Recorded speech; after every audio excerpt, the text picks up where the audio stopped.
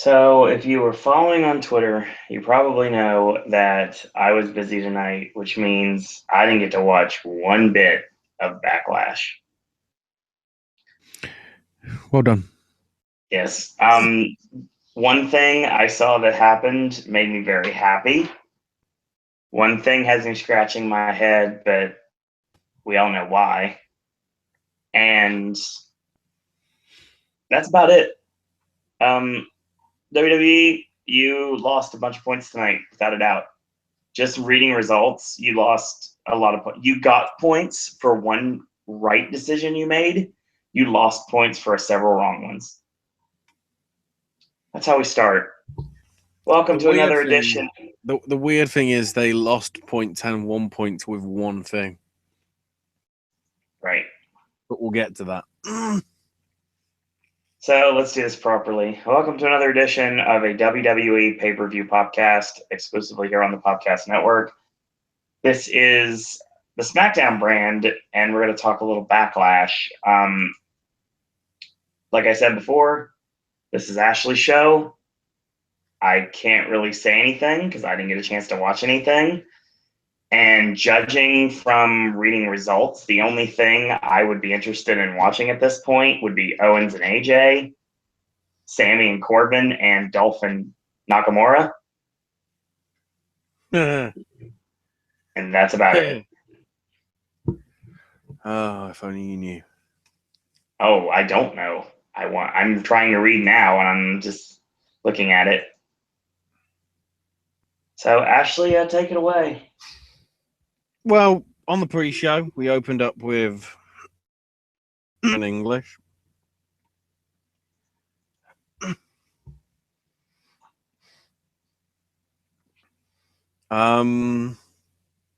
No, English was doing his gimmick and everything, Right. as usual.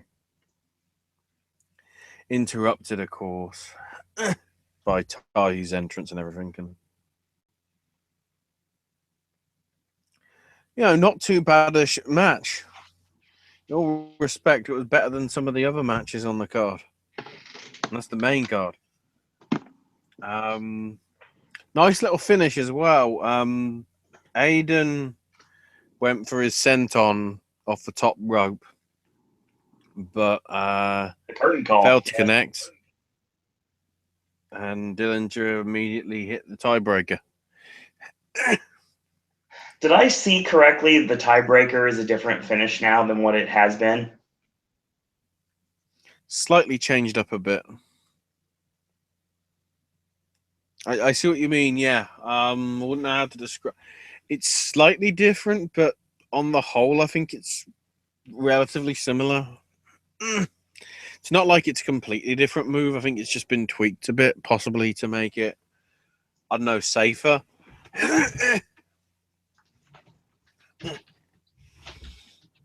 So it's not a Yushigarashi anymore?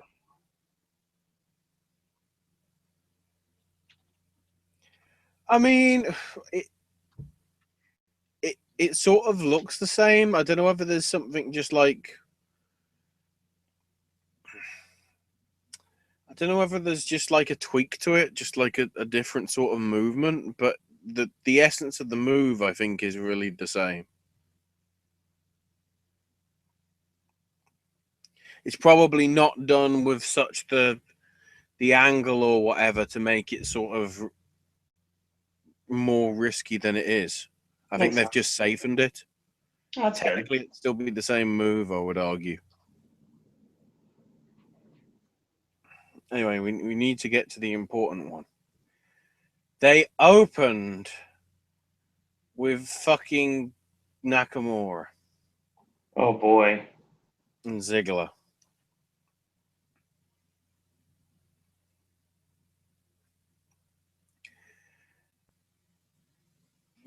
The main issue here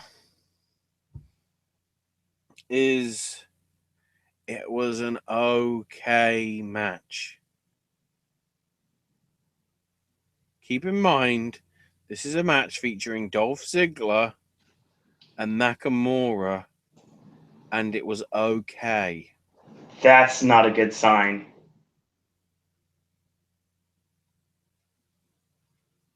there's nothing wrong with it.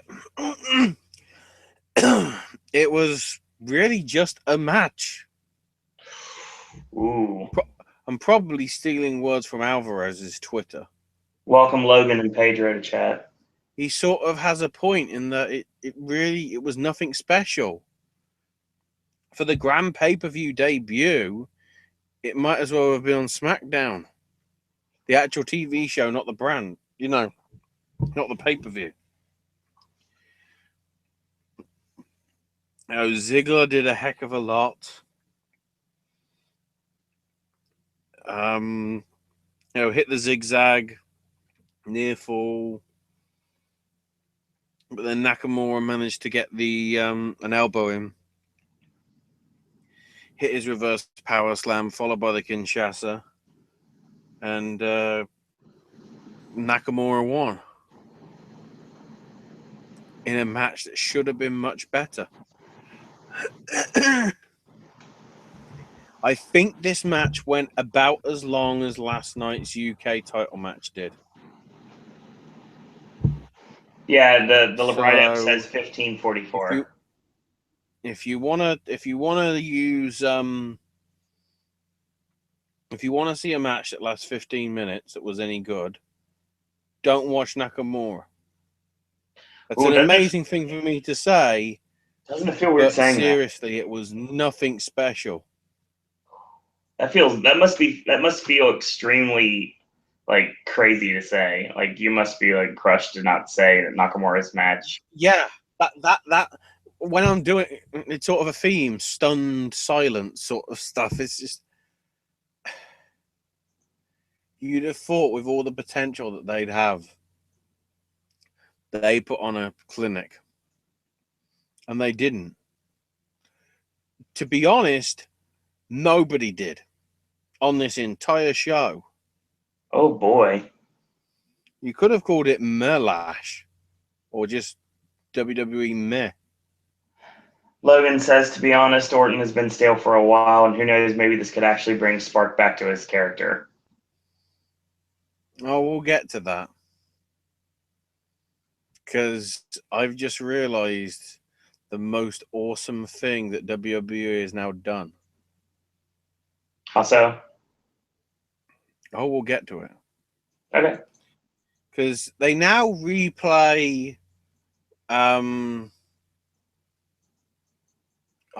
Fashion Order.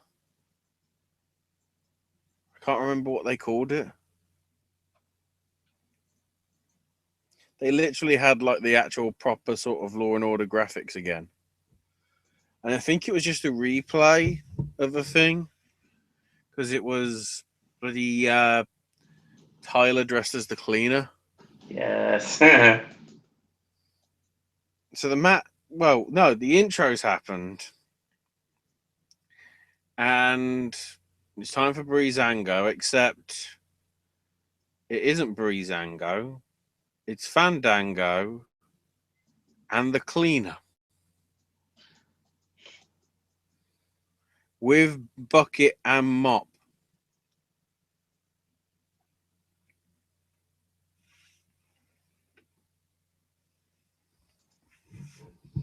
Then the really confusing thing is he fucking got knocked out and went underneath the ring. And then randomly he somehow had turned into a grandma. And then, of course, the Usos decided to take Grandma's dress off and throw it at JBL. What is this? They had a chance to legitimize Fandango and Tyler Breeze again, and they screwed it up. Comedy match. I hate you, WWE. You have one job. Eventually, by the end, they actually decided to do proper stuff. Tyler went for a flip off the apron, but the Usos managed to catch him and throw him over the barricade. To taking him out. Fandango, a running flip drive, managed to get, I think, one of the Usos in. Went on the top rope for something.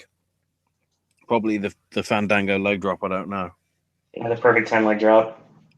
Or what it used to be called, the perfect 10 leg drop. Or the last dance in this case. Jay super kicked him off, I guess, by kicking him in the shin. And pinned him. We're doing that shit again. The finish is they fell. 1, 2, 3. Bing, bing, bing.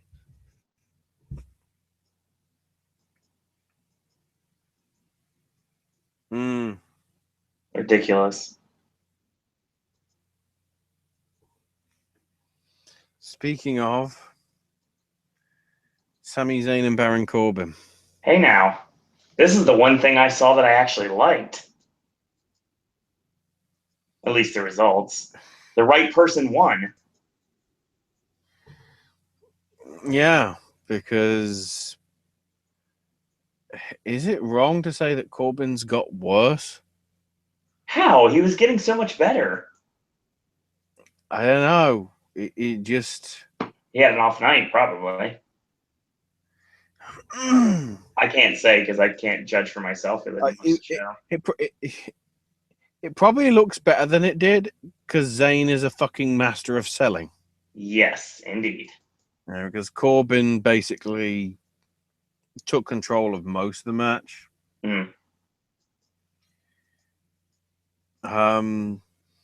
Zayn even managed to kick out of deep 6.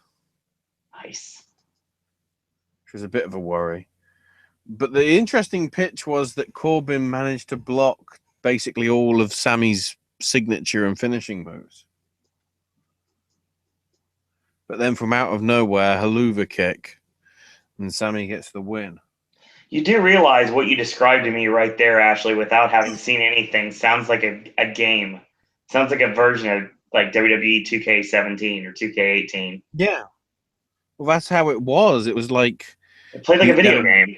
It's like some of the challenges in the video games where it's like, okay, you're in the 4th quarter of the Super Bowl and you're down by 2 touchdowns and there's a minute on the clock. You've got to do it in that 60 seconds.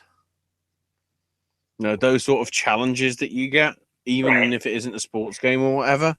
That's what it felt like. It's like, okay, you're down to 25% health, but you've got unlimited finishes. So that's why it was like signature blocked, finisher blocked, finisher blocked, Haluva kick.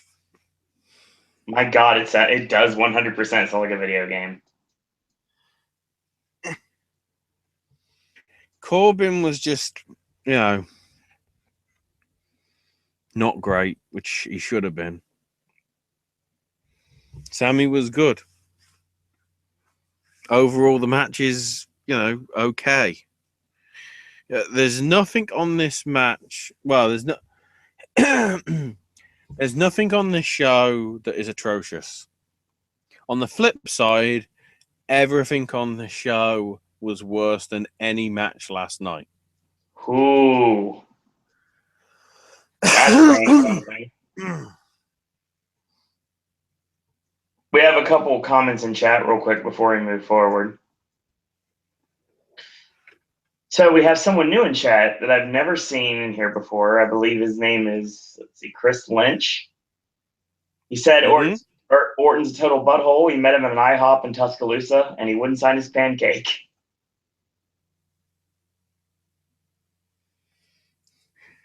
Somebody's only just realized now that Randy Orton's an asshole. Really? Apparently, Sami Zayn cut in front of him at the salad bar at Golden Corral, and he said, "I wish the Usos would morph together and make The Rock. Wrestlers should wear more makeup, true or false?" Oh, boy. It did wonders for Goldust's career. This is true. Logan says, I hate to say it, God? He had the golden truth. Oh, dear Lord. Mm. He said he enjoyed the tag match. He said at least it wasn't a squash. Well, from what I see, no, but I mean, they totally devalued when they could have built Breezango back up again. And given the fact their tag team division and SmackDown is so piss poor right now, especially with a New Day being off television. It was entertaining. It ain't going to legitimize them as wrestlers, but it is going to legitimize them as sports entertainers. I just wish they could have. Okay, Usos might be better in the ring, but on the mic and in presentation skills, Breezango is sorted. All right. So then we had the Singh brothers and Jinder show up and did the usual, the Maharaja will take the title and all that stuff. He turned the universe of doubters and discriminators into believers. And part of me is going, I wonder how many people in India give a shit. So then we have the 6-woman tag. Charlotte, Naomi, and Becky versus Carmella, Tamina, and Natalia. It was all right. Tamina just looks like a carbon copy of Nia Jax, except botching more, and that's fucking saying something. Wow. The great thing is, the babyface in peril that needed to make the hot tag was Naomi. Way to make your champs look strong there, guys.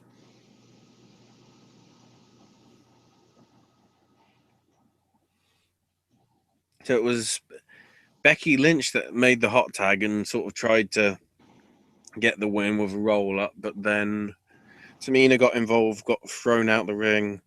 Natalia locked on the sharpshooter, and Becky had to tap. So yeah, the faces lose. By submission. That makes it worse.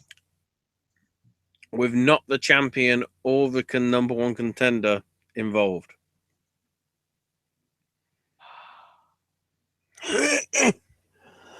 I have no words. You beat the one person in this match that you shouldn't have beaten.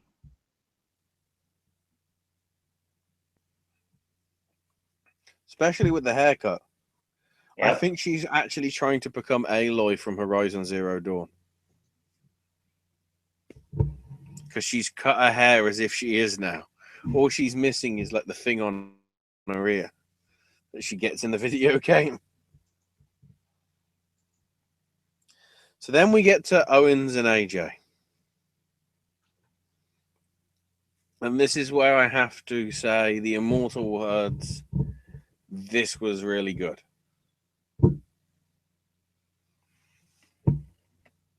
The thing that didn't help was the ending. But in hindsight, the ending is actually really, really clever. So basically, AJ managed to hit the forearm off the barricade to the floor after failing to do it springboard style, because for a heck of a lot of the match, Kevin was going after, I think it was the right knee of AJ's. So he then went for the Styles Clash on the announce table, but AJ's leg managed to go into the gap where a monitor would be. on the German announce desk.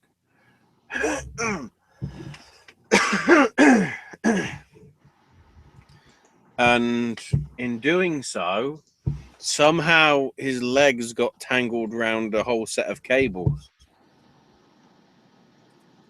So basically, he was trapped inside the leg, inside the table. So the ref counts 10, and Owens wins by countout. By fluke, which is why it was genius. And then afterwards, Kevin came out, and the referee, clearly got the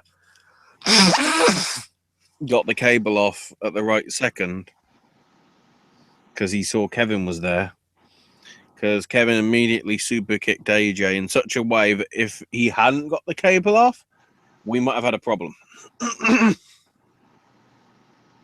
So the referee was just, and the angle that they shot it as well, it wasn't like, oh, he was trying to get it off. It's just like, oh, Kevin's there. Whoop. We're all right. Thank you.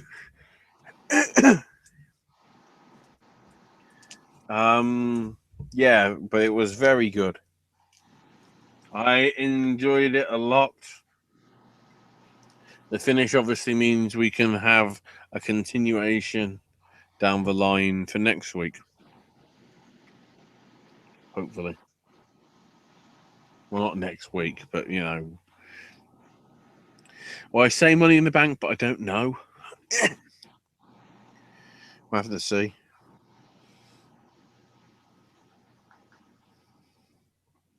And then the match, which actually was not bad, but it was in the co-main spot.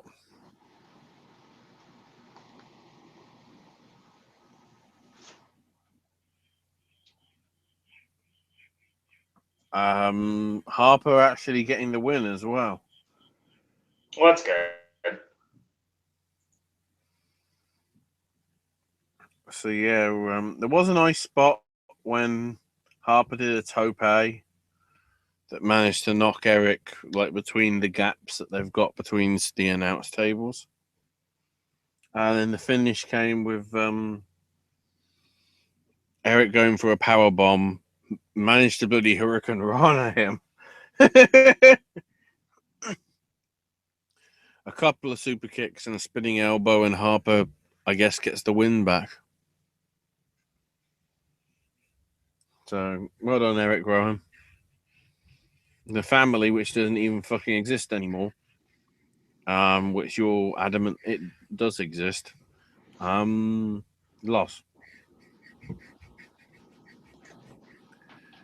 And then the main event. Jinder versus Orton.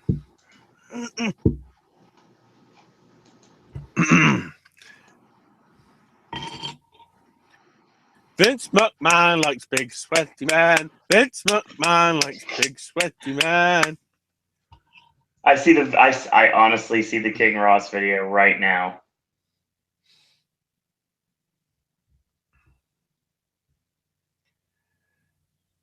It was an okay match. Nothing spectacular. Nothing that was sort of worthy of a main event, considering Right. Owen and AJ. But the finish, which again I still don't get, other than they think India gives a damn about Jinder when he's fucking Canadian.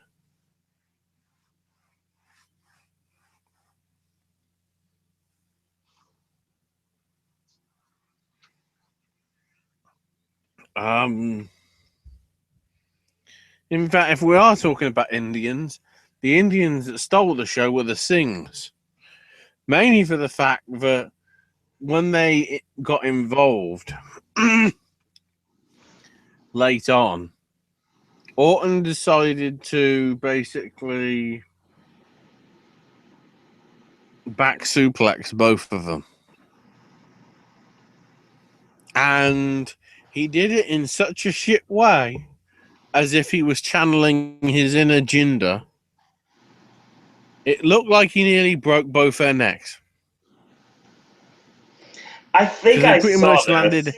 head or neck first on the Spanish and English announce tables. Holy shit. So yeah, as soon as I was seeing the finish and it was like the Sings are going for the, Sings are him getting involved and bloody Orton's DDTing them, I'm going like, well, this is looking ominous. Yep.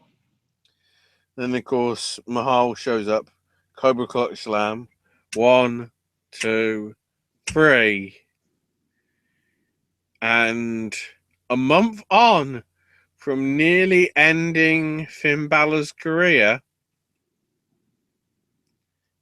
the reward is Jinder Mahal as WWE champion.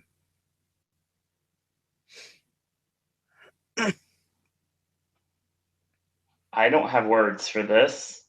So think about it. This is pretty much 3 straight shows in which the titles changed hands. Because Wyatt won it at the Chamber, Orton won it at Mania, and Jinder won it at Backlash. They're going to have Rusev take the title off Jinder. Rusev, all the of a League of sudden Nations now, is the fucking face. If you haven't noticed, Rusev's been the face forever. They're just finally going to acknowledge it. That's the positive thing. I agree wholeheartedly with that one. Rusev, it looks as if he's going to be the face in this thing. Now, here's the thing. Then again, the crowd reaction, Kevin was all like, get the shock, people, which should have been me, because I was just like, what? That sort of face? But admittedly, quite a lot of that crowd was cheering. So I don't think they like Randy. Yeah, I know a lot of people don't like Randy Orton.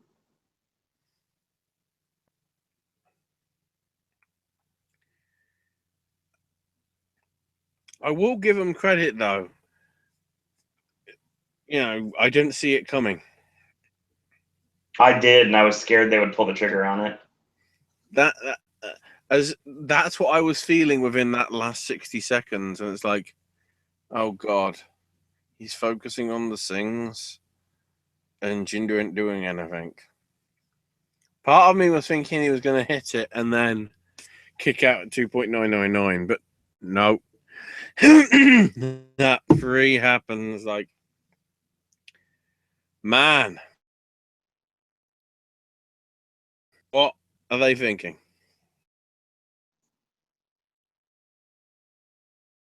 Are they thinking? Are they smoking?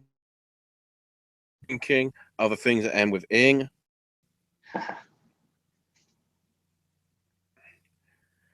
Ugh.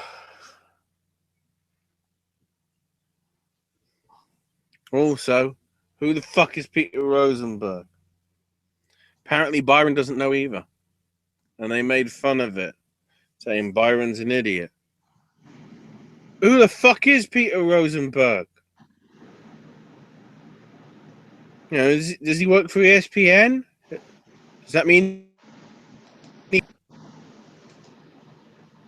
with all their mass layoffs, I'm pretty sure he must have been fired. Do we even know if the coach works there anymore? Don't really know.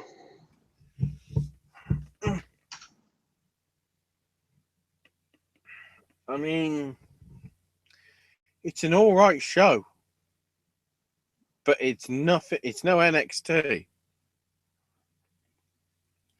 Every single match, bar to some extent, Owens and AJ. But if you like clean finishes to your matches, overall, you'll think every single match on TakeOver is better.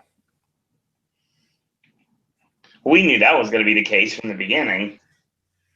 Owen, to me, I'd say Owens and AJ is on a par with last night.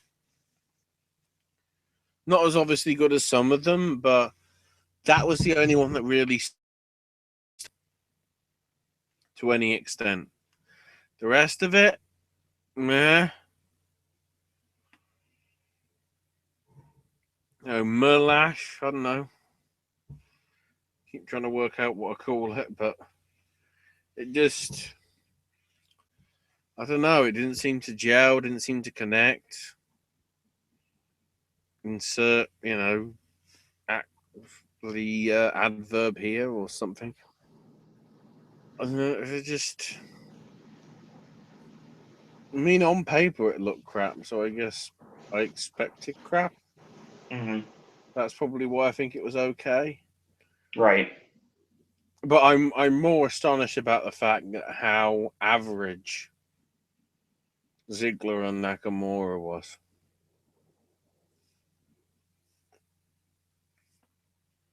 Because I really thought they'd have given that a grace. And, okay, he's champion, so that'll explain it. But we live in a world where Vince McMahon thinks Jinder should be in the main event and Nakamura should be a curtain jerker. Logan in chat says, I'm just happy Orton doesn't have the title anymore. So he's one of the people that doesn't like Randy. Pedro says, I'm fine with the title off Orton, but it should have been Rusev. Pedro said they're probably just like we said, probably sparking Rusev and Jinder. So we're going to finally put a cap on the League of Nations storyline years down the line. So, I don't care. No, I will give one credit to Peter Rosencunt. He did rightfully point out, this is a guy who was in 3MB. Right? Who's now following in the footsteps of Playboy Buddy Rose and Bruno Sammartino and Hogan and Brett and Austin and Rock and Cena. He is on the record as being a WWE champion with the WWE title. So the one that goes all the way back to, Buddy Rose and everything. See, here's the thing. My friend Drew on Twitter posted, congratulations, Jinder Mahal, on becoming one of the names to stump future generations on the WWE Champion Sporkle Quiz. Yeah. And I said, and with that quickly, and that quickly Drew wins the internet. So.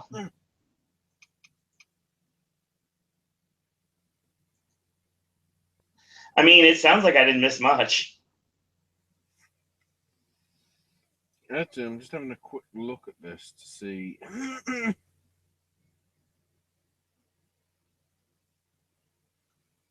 I just need to check because history may have been made. Da-da-da. Scrolling through. Yeah. Tonight means Jinder is the 50th WWE champion in history. God. Obviously not taking into account multiple reigns and all that stuff, but yeah. Jinder is number 50 on the list. This feels like a bad dream. The thing is, by default, that means at least by SmackDown, he's going to have been a greater WWE champion than Kane, Rey Mysterio, and Andre the Giant.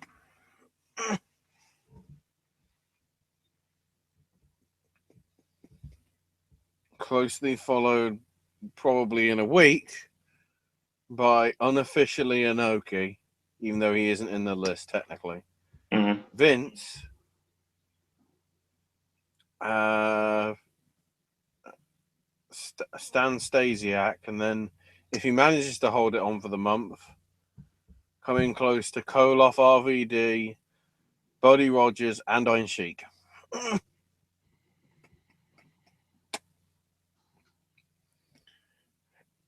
I've never said this for quite a while.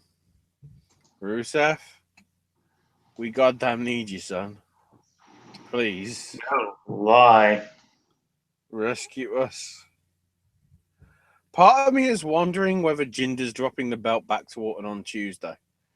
Would not with the way WWE runs things, it would not shock me one bit. Because the Sings will either be injured or, they won't be allowed to come out.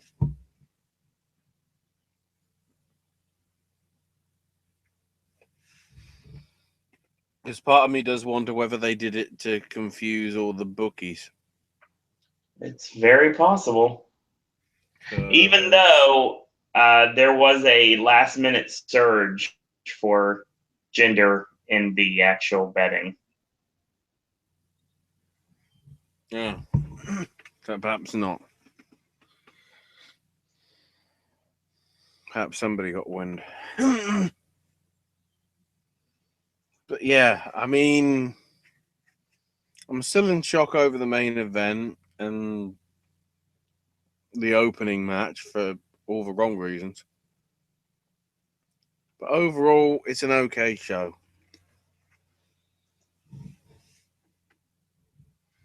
The moral of the story is take your $9.99 and use it on New Japan World.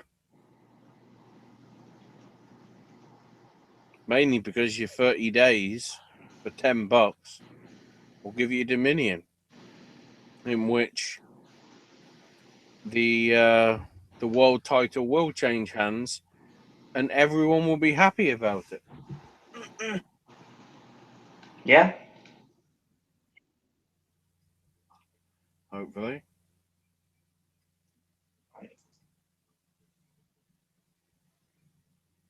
Pedro says, I bet they're going to do another celebration on Smackdown this week.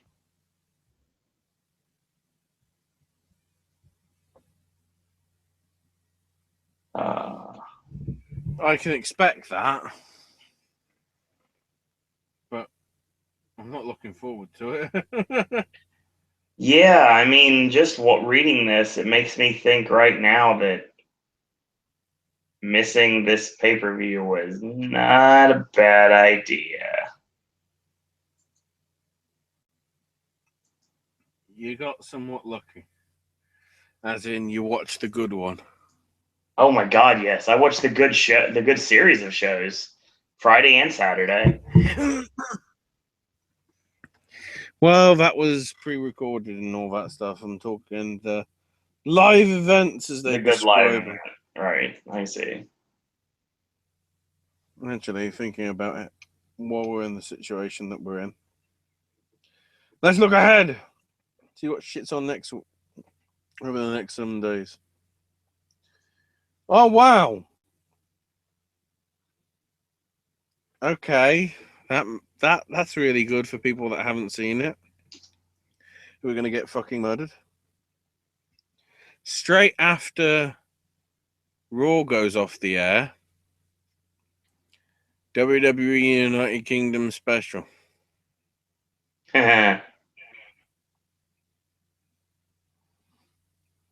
Unsurprisingly. And Tuesday, it just looks to be generic repeat of story time and ride along after talking smack. Wednesday is the usual 205 live and the Finn Balor thing. Thursday has the Total Bellas and Total Divas. Do they know which is which? I don't know. Friday, they're showing Backlash again on repeat. Okay, so there is no UK special. Oh, but shit! Friday night is primetime wrestling night. Yes, more of that, please. Fuck Jinder. Good. And next week they're showing last year's Extreme Rules, as you'd expect. Oh, they're also showing the Smackdown flashback.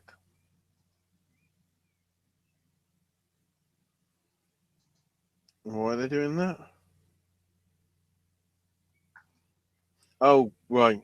Oh, and the Raw flashback. Oh, God, they're showing both?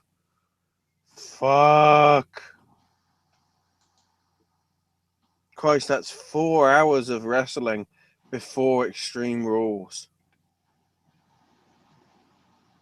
Jesus Christ, Kevin. Also, the really positive thing for next week, if you do want to see Extreme Rules, that fucking Asylum match.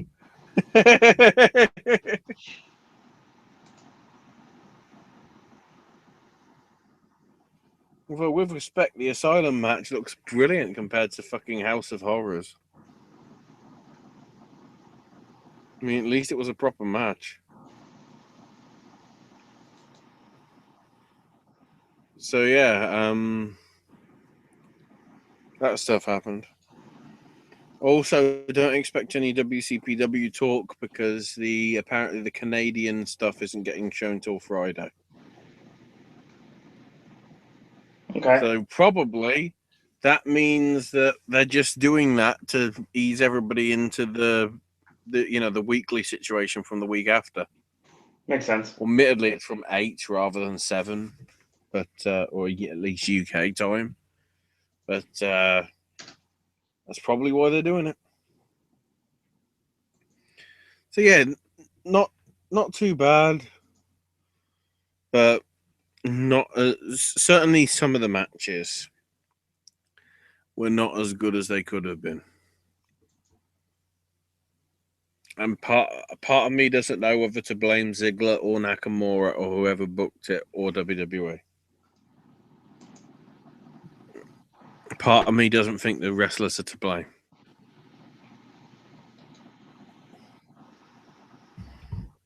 Vince doesn't want the newbie to look any good.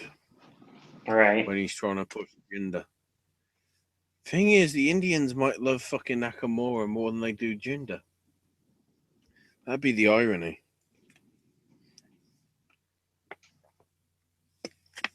If we do have any Indian viewers that suddenly get a survey from WWE saying, "What do you think of this guy?" and say to the people, if you put in the response, "Well, he isn't Shinsuke Nakamura, so I don't care," then the right people might be getting the title. Well, actually, no. My favorite is Rusev. That's what you should say. Because Rusev is technically Indian.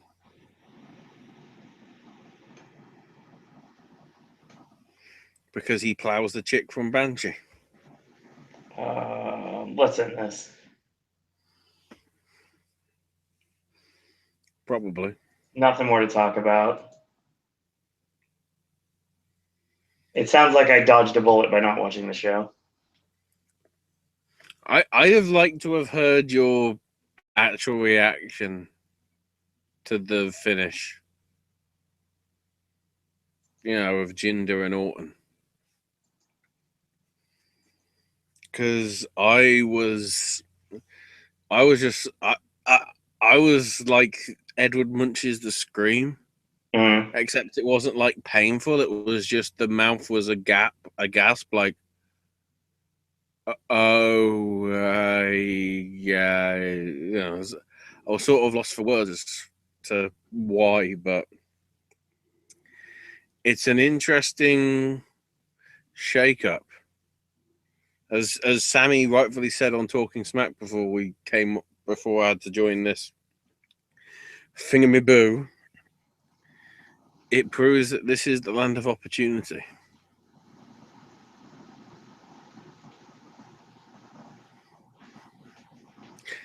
And in 2 weeks, if Roman Reigns wins, well, fuck.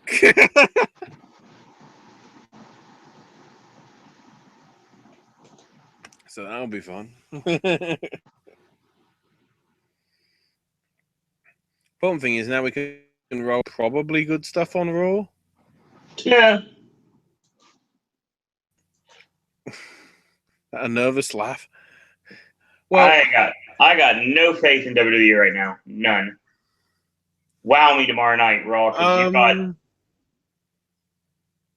Well, there's possibilities, and if you're talking about competition, it could be tough considering the big thing at the minute is tomorrow's game 4 of the Western Conference Final between San Antonio and Golden State. The issue being Golden State are 3-0 up in a series. And over the entirety of the playoffs, they're 11-0. They have not lost a single game. So the question is, does the streak continue tomorrow? So there could be a lot of people watching. Because, of course, if they did win and it goes to 12-0, and then we get to the playoff, the championship finals, which I think start a week on Thursday.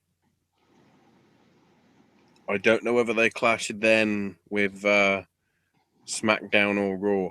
I'd have thought so. But we'll have to see after the games are finished. So, yeah, tomorrow ain't going to be easy in terms of competition. I don't know what's happening into hockey, but there ain't enough viewership normally for that anyway to really affect it. So, yeah, we could be seeing another ratings drumming tomorrow. Right. Tuesday, perhaps not so much because I don't know whether we've still got games left.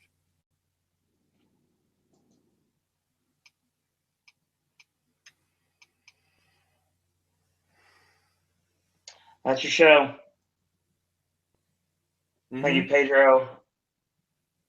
Thank you, Logan, for being in chat. Thank you, Chris Lynch, for being in for a bit. We appreciate you talking to us in the live chat. Ashley, where can we find you on social media? I'm on Twitter at Ash is my name UK. All right. Follow me on Twitter at Cerrone Disney. Follow the network at Popcast Network. Check out our Facebook fan page, our Patreon, and also our I think that might cover it. Yeah. Facebook fan page, Patreon, and merchandise available at Popcast Network. And quick programming note: tomorrow, normal time, 11:30 p.m. The Raw Popcast will go live as soon as Raw is over. Wednesday Wrestling Podcast, 9 p.m. And Thursday, back to Sip and Snack. Friday, AJ's movie review. Actually, long day. AJ's television reviews of Fargo returns. AJ's movie reviews on Saturday. Versus returns on Sunday. And I may have a versus for you guys somewhere in this week. I guess we'll find out. AJ called me while I was busy, so I wasn't able to take the call. So I have to call him and find out what's going on with versus because it should have came out today. So I guess we'll see what's going on with that. And I'll let you guys know. And if not, you'll get one later. So always big shout out to Acer at Acer1337. Yes, in a row for all the podcasts you should be listening to, wrestling and or otherwise. That's how you find him on Twitter. Also check out his Facebook. It's been a long night. I'm sorry. YouTube channel at Acer5000. So once again, I want to thank you guys and girls out there for watching. In a world where there are a billion wrestling podcasts, we're very pleased that once more you have chosen a podcast. And until tomorrow, boys and girls, that's all we got to say about that. Well, I guess we can't hinder Jinder with the steroids anymore.